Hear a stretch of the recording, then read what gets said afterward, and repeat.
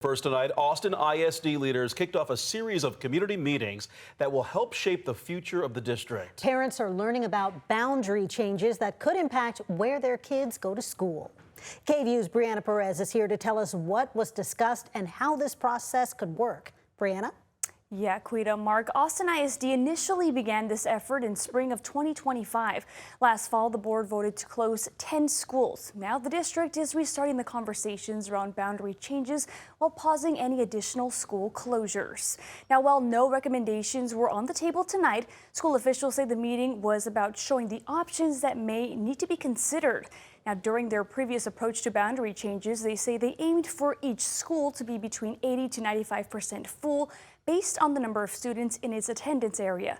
Now, they say they are being more intentional from school to school and say some schools may need lower enrollment levels to support special programs and student services.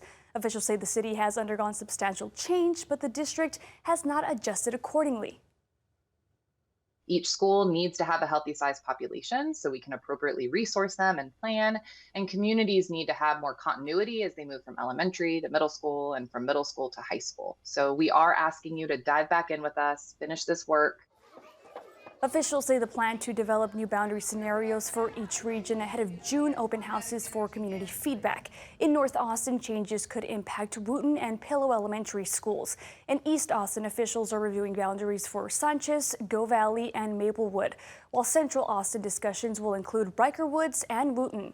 South Austin changes are tied to Palm remaining open and Jocelyn staying a neighborhood school. While the district says what they presented today is their starting points, they say most, if not all, schools will be impacted. Now, the district is set to have another virtual meeting on May 16th, followed by community boundary workshops in June.